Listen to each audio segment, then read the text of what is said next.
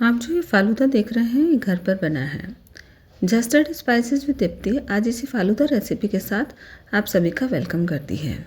इस फ़ालूदा की सभी चीज़ें घर पर बनाई गई हैं, जैसे कि ये लंबे लंबे नूडल्स जो घर पर ही बने हैं और बहुत आसानी से बना सकते हैं।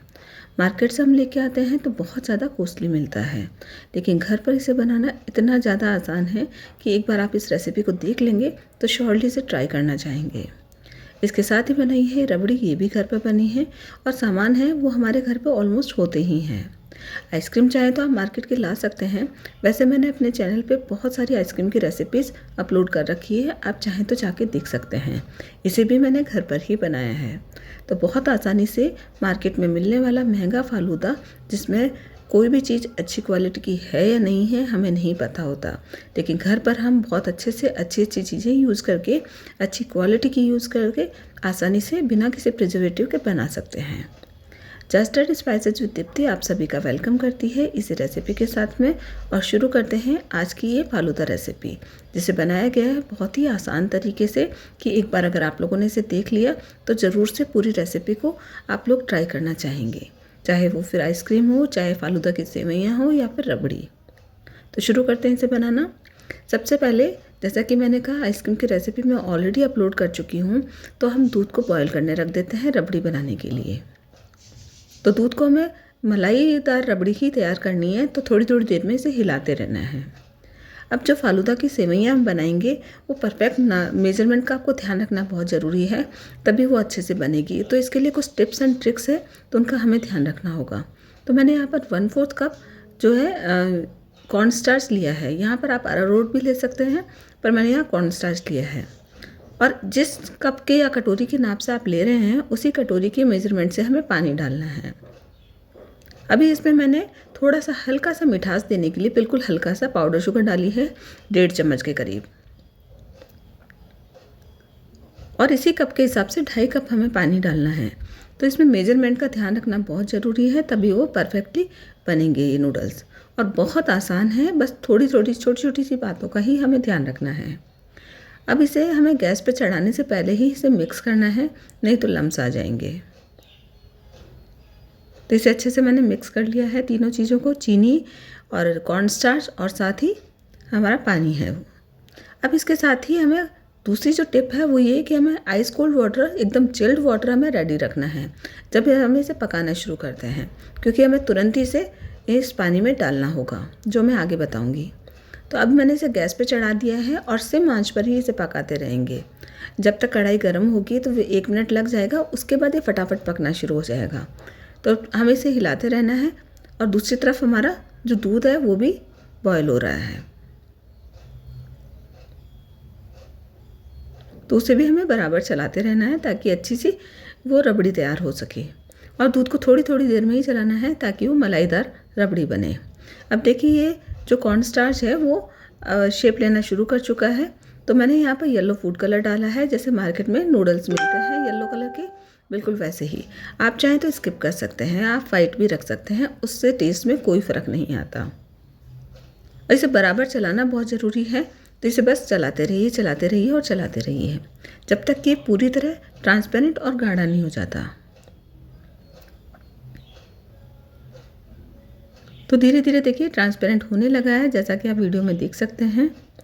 लेकिन ये पका या नहीं पका, ये कि हमें कैसे पता चलेगा, तो उसके लिए भी एक टिप है, तो उसका हमें ध्यान रखेंगे तो हमारा बिल्कुल परफेक्टली सेट होगा। जब लगे कि अच्छे से गाढ़ा हो गया है तो उस समय हमें किसी भी प्लेट के पीछे आगे कहीं पे भी इसे लगा के थोड़ा सा देखना है।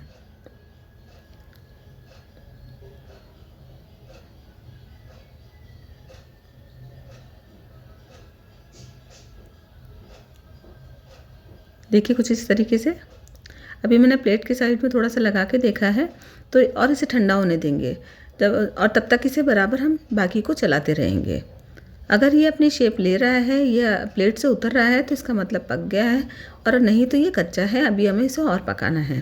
तो इस टिप का ध्यान रखना बहुत ज़्यादा ज़रूरी है, नहीं तो आपके नूडल्स बिल्कुल भी सेट नहीं होंगे।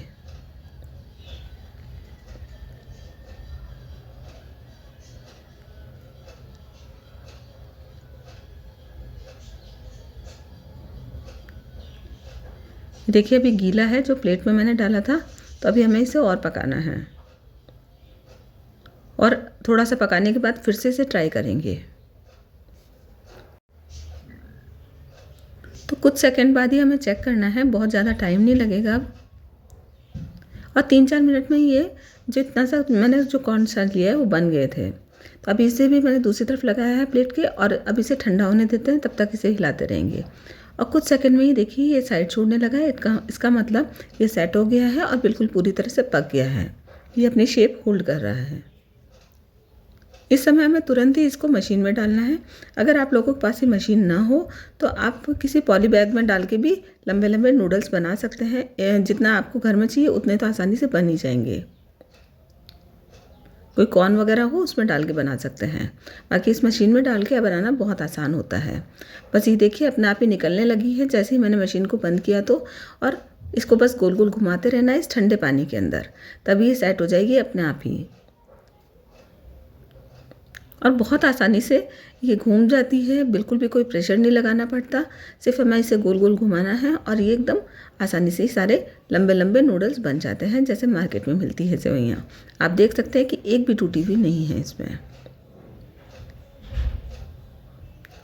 अब जो बचे हुआ आटा है, जो हमारा कॉर्नस्टार्च है, उसको भी हम वापस से डाल के और फिर से हम निकाल लेंगे, जो इस मशीन के चारों तरफ चिपक जाता है। देखिए अच्छे से सेट हो गई है और एकदम ठंडा है पानी, तो एकदम अच्छे से तैयार है। अब ये जो रबड़ी जैसा दूध बनाना है, इसको मैंने गैस तेज करके थोड़ा और अच्छे से पका लिया है और थोड़ा अच्छे से गाढ़ा होने तक रिड्यूस किया है। जैसा कि हम रबड़ी वगैरह होती है, जितने हमें चाहिए थिकनेस इसकी, वैसा ही हमें इसे गाढ़ा करना है। तो आधा लीटर दूध के अंदर इसको बिल्कुल हाफ या उससे भी थोड़ा कम होने तक हमें पकाना है। और इसमें सिर्फ 2 चम्मच चीनी डाली थी। अब बस हमारा सब कुछ रेडी है, तो इसे असेंबल कर लेते हैं। तो सबसे पहले मैंने सब्जा सीड डाले हैं, जिसे मैंने पानी में भिगो के रखा था। उसके बाद मैंने ये सेवइयाँ डाली हैं और बहुत आसान है इस तरह बनाना, तो आप लोग ज़रूर बनाइएगा इस रेसिपी को। और इतनी आसानी से बन जाती है और बहुत ज़्यादा डिलीशियस बनती है घर पे। और जो सभी चीज़ें यूज़ की है, ड्राई फ्रूट्स वगैरह, वो भी हम अच्छी क्वालिटी का यूज़ करते हैं, तो घर पर आप ज़रूर बनाइएगा। आइसक्रीम की रेसिपी मैंने जैसा कहा कि अपलोड कर रखी है, तो आप मेरे चैनल पे जाके देख सकते हैं। और अगर आप लोगों को मेरी रेसिपी अच्छी लगी हो तो इसे लाइक शेयर करना बिल्कुल मत भूलिएगा। और ऐसी ही रेसिपीज़ के लिए मेरे channel just add spices with Deepti को ज़रूर से विजिट कीजिएगा। वहाँ पर आपको बहुत डिफरेंट टाइप की रेसिपीज़ देखने को मिलेगी। बहुत सारी सब्जी रेसिपीज़ है, बहुत सारी व्रत उपवास की रेसिपीज़ है और डोसा वगैरह सब दे रखा है व्रत उपवास में खाए जाने वाला, तो वो भी आप देख सकते हैं। इसके अलावा मैंने लाइव में भी बहुत सारी जो रेसिपीज़ दे रखी है, तो आप उन्हें भी जाके चेक कर सकते हैं।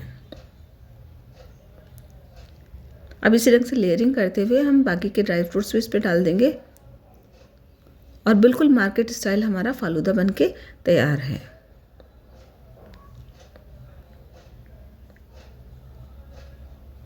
अगर आइसक्रीम हमने मार्केट की ली हो तो विदिन 15 मिनट में हम बना के रेडी कर सकते हैं, और नहीं तो हम एक दिन पहले आइसक्रीम जमा के रख सकते हैं, तो हमारा फालूदा 15 मिनट में रेडी हो जाएगा। तो इस रेसिपी को आप ज़रूर से ट्राई कीजिएगा, बहुत आसान है, जो हम सभी को पसंद होता है और गर्मियों के लिए बेस्ट रहता है और सबको अच्छा लगता है, तो घर पर ज़रूर बनाइएगा।